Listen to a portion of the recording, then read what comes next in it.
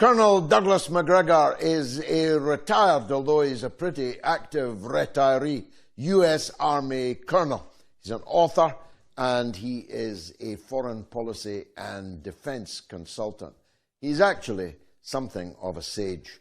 And long ago he would have been a compatriot of mine from land not far from where I'm broadcasting to you right now in the Scottish Highlands. Douglas Macgregor joins us now from the United States. Colonel Macgregor, I'm always grateful for your wisdom. I follow you on all platforms.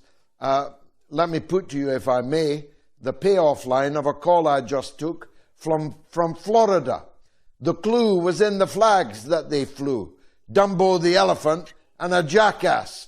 Is that what you thought when you saw the Congress waving their Ukrainian flags yesterday? Well, first, congratulations on your new job. I'm sure you're a breath of fresh air so in much, London. Colonel. The second thing is, I think your caller had a point, although I would currently say that we have a government that consists of 525 lobbyists as opposed to representatives. People who are all busy lobbying for money with which they can line their pockets. Now, some of them are just ignorant, which would fall into the donkey character. Some are destructive, which would follow the elephant. But all of them, I'm afraid, with very few exceptions, are bought men, which explains why we are following the policies that we are. It is extraordinary that it's come to that, Colonel. The United States has often surprised us with the low caliber of its top political representatives.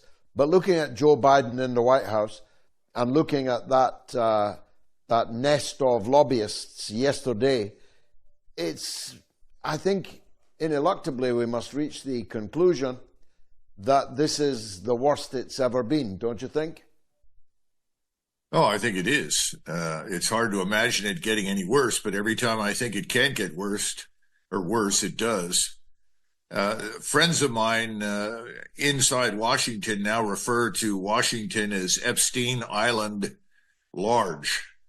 Epstein Island, as you know, was the place where people were set up with underage girls, and it looks like enough of them have been involved in it that they're all blackmailed. And of course, that was Tucker Carlson's most recent allegation, that people on the Hill who lead sadly bizarre lives are blackmailed. And if that's the case, they could be compelled to vote in whatever direction the very wealthy and powerful oligarchs in the United States. I say oligarch because someone who's a billionaire hedge fund manager can just as easily buy policy outcomes as an oligarch in Russia or Ukraine. So I think that's our biggest problem. The only way that it will end is with some form of financial collapse, which many of us think is going to happen. It's time for a new American revolution, isn't it? Well, the only time you get a revolution, really, let's be frank, is when the population can't eat.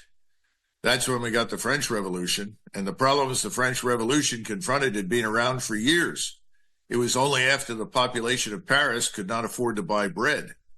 I think we could confront a similar situation in the United States with the disruption of supply chains and the destruction of our economy. We're currently living on income that is at least 50% or close to 50% of government income. In other words, the so-called GDP is an illusion. It's something in the neighborhood of less than half of what it appears to be. This can't go on forever. I mean, it just cannot. We just don't know when it's going to happen, but something is going to come along and tip us over. And when that happens, there will be an opportunity to clean house and hopefully start over and put an end to this unnecessary overseas empire that you and your previous caller were talking about. You need a Hercules to clean the Augean stable. Like me, you're getting on a little. Is there anyone in the wings, younger than you and me, that's capable of doing that job? Well, we don't know. I think so, but I'm not sure. My point is that until these events happen, you rarely know who's going to surface. After all, in 1789, Napoleon Bonaparte was an unknown captain in the French army with very poor prospects. All of that within 10 years changes dramatically, and he ends up being the proconsul of France. Now, I'm not predicting the emergence of a Napoleon, and I'm one of these people that really dislikes the notion that any one candidate is going to rescue us. I keep telling people at all my presentations, stop talking about Donald Trump or RFK Jr. or anybody else saving us. You've got to save yourselves. And I think Americans are beginning to figure it out. But we've got a long way to go, and Americans are not well informed. A lot of them aren't interested. They're too busy trying to put bread on the table. Others simply take in the usual nonsense from the mainstream media. So I would say right now, perhaps a third fully understand what's happening in the country and the dangers abroad. But that's about it. Let's turn to the fruits of yesterday's labors. About $80 billion for Taiwan, for Netanyahu, and above all for Zelensky. His Coke dealer must be delighted. It's depressing beyond words, because none of this is going to make any difference to the outcome in Ukraine. Sergei Lavrov, the very able foreign minister of Russia, spoke just 24 hours ago and made it clear that if there were any negotiations, that would be fine with them, but that the Russian army would continue to advance and they would complete their task, which is to effectively demilitarize Ukraine, denazify it, and ultimately control the territory that they think is necessary for their national security. So I think we've lost this competition in Ukraine. I'm talking about Washington and its bid to put in a puppet government and threaten Russia. And I think the end of NATO is on the horizon. I think even the Europeans, who are even more misguided and utterly confused than much of the American population, they are going to realize that there's no future in this relationship between us and them, that they too have to save themselves, that they'll have to chart a new destiny for themselves. So I think that'll be the end of NATO. The Russians will then demilitarize what remains of Ukraine. I don't think they'll occupy it or try to govern it, but they will ensure that it's completely demilitarized and can never threaten Russia again. The question then is what happens in the Middle East. And in the Middle East, we're not sure that we're going to escape a major war in that region. Every time we think we may have put a new policy on the rails, we discover that the policy is being shattered by Mr. Netanyahu, who ultimately seems to exert a great deal more influence in Washington than Mr. Biden. What do you think to Garland Nixon's thesis that all of this clucking that we see being briefed to the media about differences between Biden and Netanyahu is simply a ruse, and that the United States government is actually fully behind what Netanyahu has done and is going to do? I think they're half right. First of all, I think until recently it was unconditional support for Israel. Then I think the reality has begun to set in with some of the senior people behind the scenes that are instructing Biden and controlling the Congress that there's a very real potential for a major war that would draw in Russia and China and other countries and could, frankly, destroy Israel and fatally harm us. And so now I think there's a sense of helplessness, and that helplessness leads to pleas for cooperation with Mr. Netanyahu. Mr. Netanyahu did not get what he wanted, which was a war with Iran. So that's a good thing. That doesn't end the probability of future war with Iran for Israel and us, but at least it's a breathing space. The bad news is he continues to enjoy unconditional support for this program of mass expulsion and murder in Gaza. And as we see within the last 24 hours, 26 people were killed in bombings last night, most of whom I'm told are children. So this nonsense continues, and no one is willing to stand up and stop it. It's a condition of moral bankruptcy in London and in Washington that is clearly without precedent, I would say. I respect all of that and agree with almost all of it too. But I think we have to consider the shift in paradigm, Colonel. We've, until now, worried about the fact that Israel wanted a war with Iran. We may be entering an era in which Iran might want a war with Israel. If there is an all-out massacre in Rafah, for example, I now no longer believe that Iran will sit back and watch that, but will in fact use that as a launch pad for hegemony across the Muslim world. Well, there's certainly evidence to support your assertion. I don't think that Iran is delusional in the sense that it thinks it could be the dominant force in the Islamic world because it sits next to Turkey, and the Turks are certainly not going to tolerate that. I think what we're really seeing in addition to Iran is the broader Muslim world coalesce. What hasn't happened yet is that some of the governments that have been dragging their feet, like the Kingdom of Jordan, the government in Egypt, they're not the only ones. I'm not sure they will last much longer because their populations will demand action. And when they don't get it, they'll remove the government. I think Mr. Erdogan has changed his behavior recently because he lost badly in Turkish elections, at least in part for his failure to engage decisively against the Israelis. So I think we're going to see more of the Muslim world engaged than we've seen in centuries. So that much Mr. Netanyahu has achieved. The question is, what do we do? And we seem to be inept and powerless to exert any influence, largely because of what we've been discussing. The people that were cheering and waving the Ukrainian flags are bought men, or they're simply fools. I think that's a pretty good description. Yeah, fools or knaves or both, of course. That's a possibility also. Again, much of what you say I concur with. I just think that the military balance of power is beginning to shift. That Iran is a very powerful actor indeed, with far more soft power than Israel, and maybe equivalent hard power.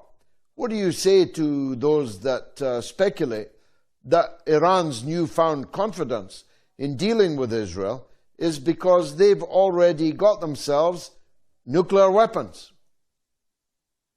You know, every intelligence agency with any degree of credibility that's looked at it has made it very clear that Iran is at most a threshold state. In other words, if they decided to build nuclear warheads, they could do it pretty rapidly. But thus far, we don't have any evidence that they have. I think you should also consider that Pakistan has promised nuclear warheads to Mr. Erdogan in the event that he thinks he needs them. And it would be very easy to get those to Turkey and for the Turks to mount them on missiles. So I think Israel's in a very difficult position. And what worries me is that instead of coming to terms with reality that this mass murder and expulsion policy is the death knell of Israel, and instead stopping it and seeking a way out of this terrible mess that they've created, that they themselves will decide to use a nuclear weapon. And Mr. Erdogan has said so publicly, and others in the region have also said they know what the Israelis have, and the Israelis have made it very clear on numerous occasions that they are willing to use it. That would be disastrous. At that point, I think all bets are off, and that really would be the end of the Israeli state. But I wouldn't exclude that happening first. Now, you were a Washington insider as well as a distinguished military man. You counseled President Trump. You know how the Beltway works. And so I ask you candidly, I know it's embarrassing for Americans, but have you ever seen a president like Joe Biden, who, as we would say back in your native Scotland, could scarcely bite his own nails, this is a man you wouldn't send out for a loaf, and yet he's got his finger on your nuclear triggers. The only ready comparison I can come up with is the last year in office of Franklin Delano Roosevelt. Because if you look at his reelection, he was dead or dying when he was reelected, and he was in no position to cope with the advance of the Soviet armies under Stalin into Europe and the eventual conquest and occupation of half of Europe and the world by communism. And so he was a disaster. So in that sense, you're absolutely right. He brought us to a disastrous end of the Second World War, and we're dealing with someone now who is eminently incapable of coping with the reality of what you and I have been discussing. However, there are others behind Biden who are not total fools. What they are, I would say, is simply amateurs. They've been playing at everything as though America is still what it was in 1991. They are ignoring the open borders, which they have deliberately created to dilute our population and essentially erase the American culture and national identity. They are the ones who are releasing criminals onto the street by destroying the justice system. They've ruined the armed forces in terms of morale and capability. It's at an all-time low. So you add that to the equation, and the only thing I can see ahead for the United States right now is total disaster. So perhaps someone will wake up and suddenly realize that the combination of stupidity overseas and self-flagellation at home or suicidal policies at home, somebody has to make a decision to stop one or the other. And I suspect there will be some people who will step forward and say, it's time to pull in overseas. But there's no guarantee. Thus far, there's a lot of self-delusion. You know, we're not 1991. We're not the nation we were. And they don't seem to want to recognize that. They still think that there's no one who can challenge us militarily. All they need to do is take a long look at Russia and figure out that's not true. Then look at Iran, look at Turkey, look at the rest of the region. The assumption that these countries are backward, that they don't have people of high intelligence and ability, that they are not technologically sophisticated, is fundamentally wrong. But that stupidity persists inside the Beltway. We grossly underestimate everyone, and we overestimate ourselves. Well, that's a great note to end on, a great pearl of wisdom. You and I are both spring chickens compared to Joe Biden. I'm back in office. Shouldn't you be running for office, Colonel? I don't think so. I'm not clever like you, George. You're a much better political figure and a better political thinker than I am. I'm a lifelong professional soldier, and I still trust too many people and believe they're honest when they're not. I'd fail miserably in politics. Colonel Macgregor, you certainly don't fail as our blue chip guest on the mother of all talk shows. Thanks for your wisdom once again.